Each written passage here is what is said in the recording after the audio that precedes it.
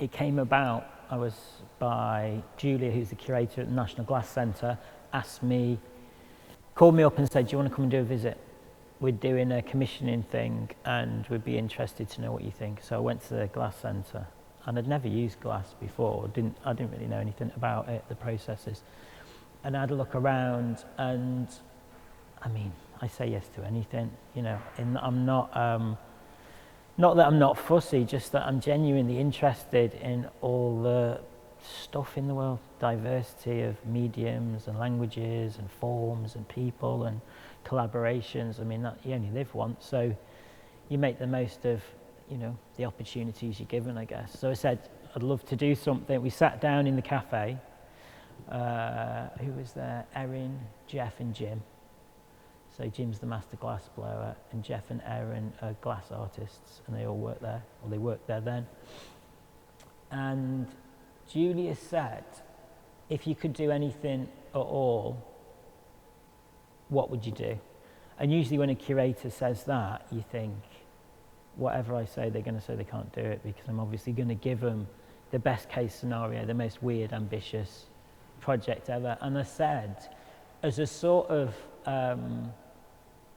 test or dare or something, I said, we shouldn't do an exhibition in an art space or in a place where people expect to see art. We should do it somewhere where no one would expect to see it, so it becomes part of the fabric of the world, not staged by art, you know, so it's not as elitist and it's more approachable. And she said, what do you mean? I said, well, there's loads of empty shops I noticed in Sunderland when I walked around. Maybe we could get an empty shop and do a shop. And I was just thinking on my feet, and I said, a shop made of glass. And she said, what shop would it be? And I thought, to start with, I thought a bank. Because I like banks because they sort of stock the most valuable thing, but it's totally intangible. So I didn't want to do a shop that sold stuff, things. I wanted to do a shop that had something ephemeral, invisible, latent, transparent, non-tangible, like glasses, all the qualities of glass.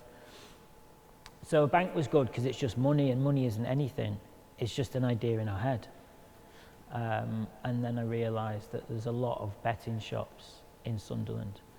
And I also realised that I never really see betting shops in other cities, even though they're there. They're kind of transparent like glasses. You block them out. So I said we should make a glass betting shop that's derelict in a shop that's locked, that you can only see through the window. And I expected her to say, have you got any other ideas? And she didn't. She said, okay, we'll do that. I really didn't expect Julia, the curator, to say yes to the project. And she did straight away say yeah. And that is unusual. So I get invited to do a lot of projects, and probably about only 10% have an ambitious curator that will work that hard and achieve something that is unimaginable. And that's how really good projects happen. Otherwise, you just end up with a lot of projects that just look like art, and there's a lot of that about. So I think like the success of the project for me is as much based on the ambition of the curator and the team that built it as me having the idea. In terms of the betting shop being specific to Sunderland, I don't really think it is. I think like 90% of towns and cities in Britain have that many derelict shops and betting shops. That's just the nature of the British high street all over the country. But what I do think is, because I went down the high street in Sunderland and I was looking, you know, I was charged and I was very aware of what was around me, I noticed them. So I could go to Chester, where I'm from, and there'll be as many betting shops and derelict shops, but I just won't see them. And that's really important conceptually, because we were dealing with glass.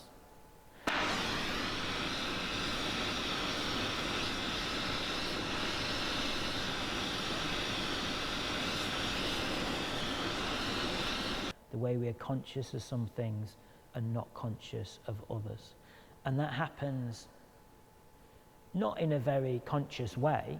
It's a subconscious decision, I think, that we notice some things and don't notice some things. And it's our brain censoring things that we find depressing.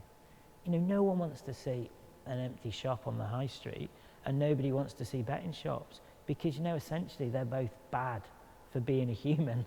So we choose to censor some stuff out of our world, and we recognize other things that are positive. And for me, that and glass, like physically and conceptually, just link really, really well.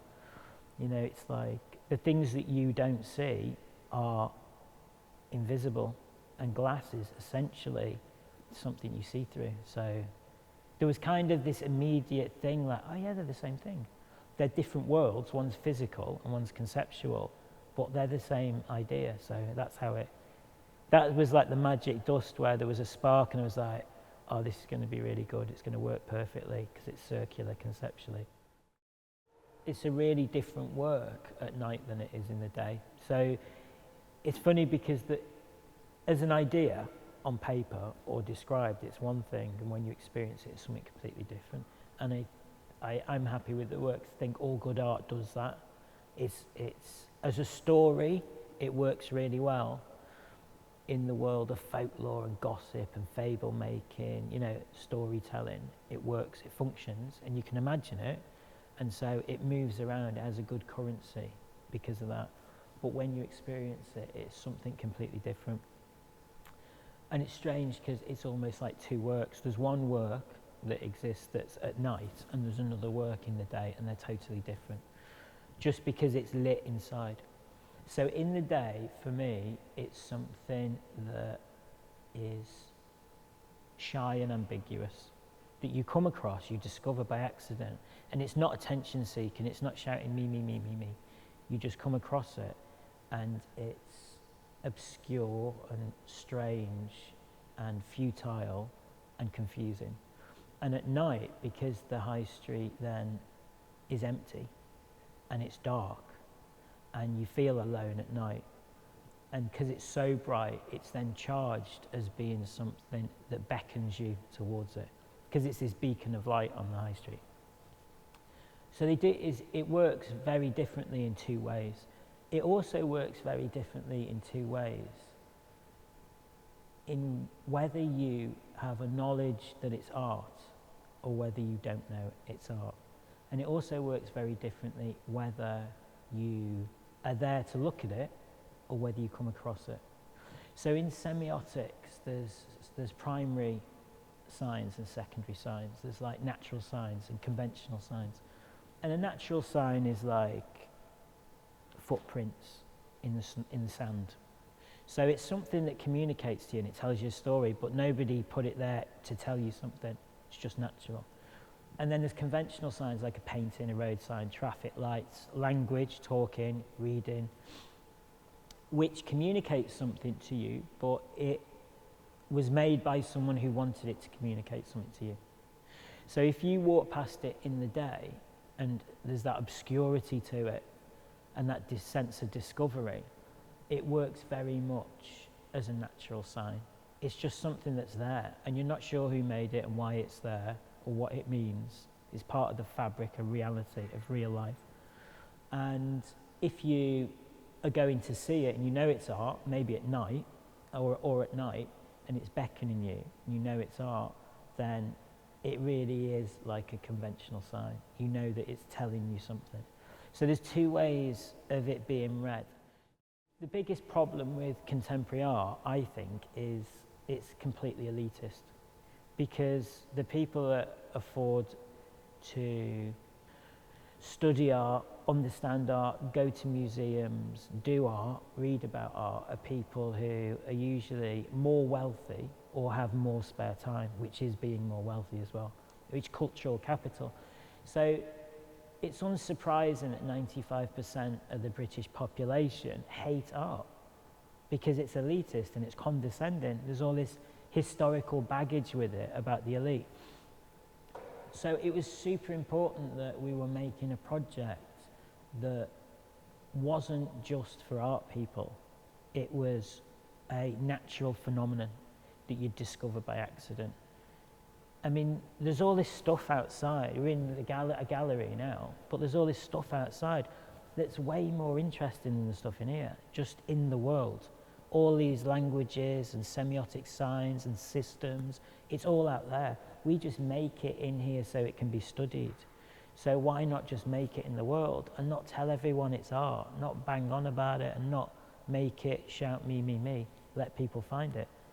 There's a greater kind of quality to that than its reach, which is important.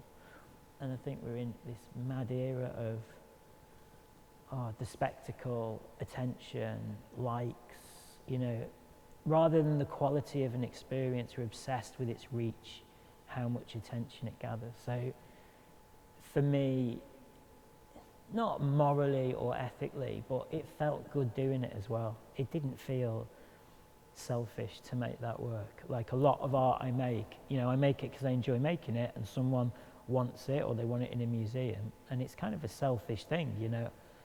But this wasn't selfish at all, and that made me feel really good, you know.